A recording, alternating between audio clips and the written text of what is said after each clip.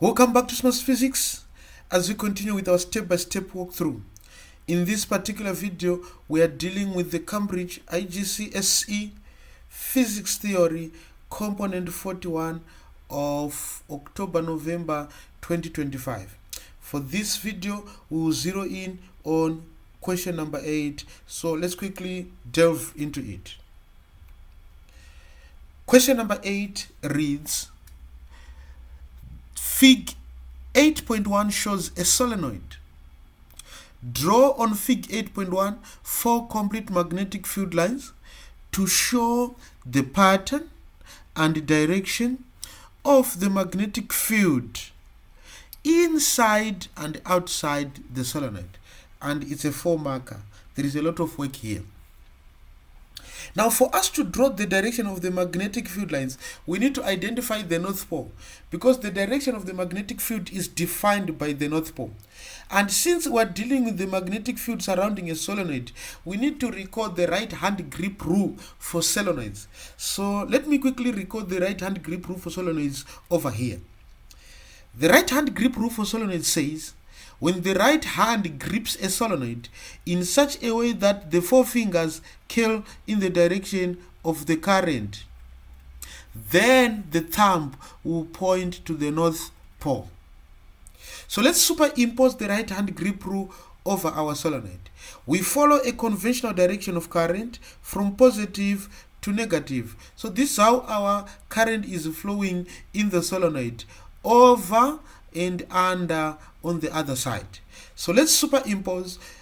Our current is going over and under on the other side, yet our thumb is pointing to the left. Therefore, our North Pole is on the left and South Pole on the right, like this.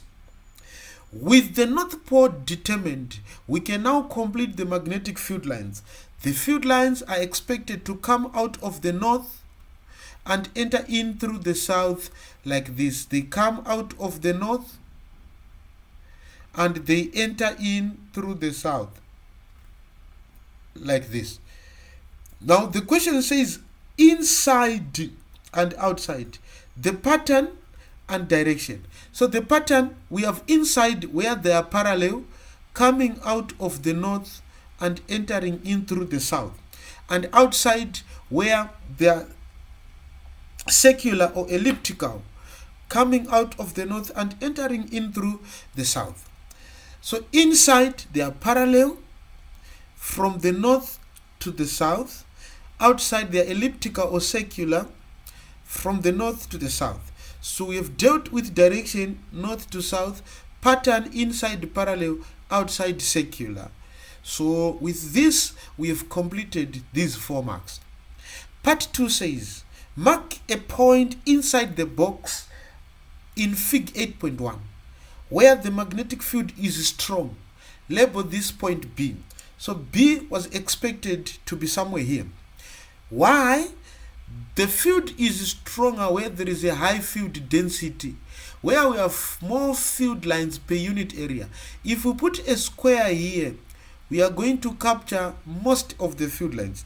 If we put a square of the same size here, we are only capturing 2 field lines. Hence, we have more field lines per unit area inside the solenoid than outside the solenoid. Hence, the field is stronger inside the solenoid. So your explanation was the field lines are closest together at point B, showing that the magnetic field is strongest over there. Let's move on to part B. Part B says, Fig 8.2 shows a solenoid in an electric circuit for a bell. B item 1, complete the circuit in Fig 8.2 with the symbol for a direct current power supply. Now, in your syllabus, you are given a chart with circuit symbols that are expected to be known by you. A direct current as a positive and a negative terminal like this. And you were supposed to complete it over this gap which was given in this circuit. So you were expected to complete a direct circuit power supply like this. With this, you can tick your 1 mark in the bank. Part 2 says, explain why the soft iron arm pivots, making the striker hit the bell when the switch is closed. Let me recall the circuit so that I explain it better. We now have our power supply.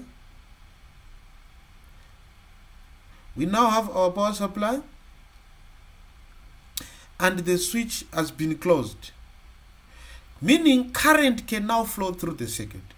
So the flow of current energizes the electromagnet.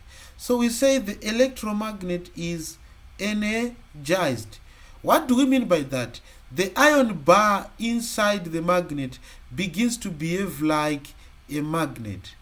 So we now have a magnet here. Because it's a magnet, soft iron is electromagnetic. It's attracted to a magnet.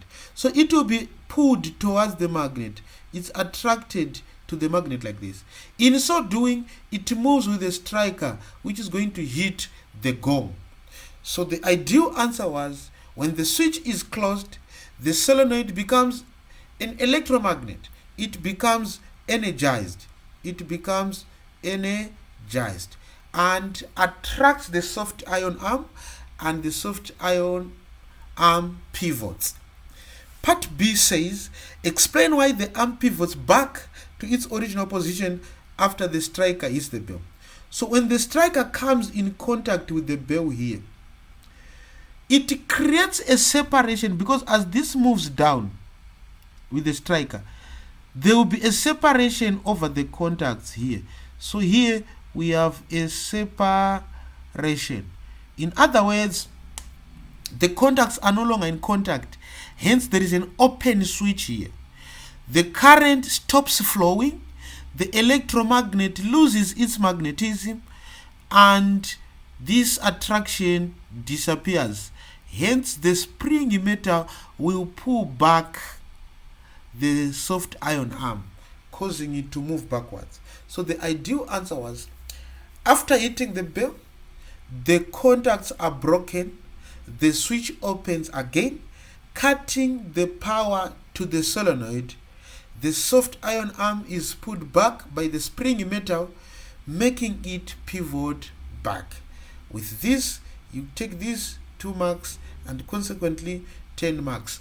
I hope you have been helped in this particular question. Hoping to see you again as we proceed to question number 9. If you have not yet subscribed to Smart Physics, hit the subscribe button and don't forget to smash the notification bell so that you don't miss the updates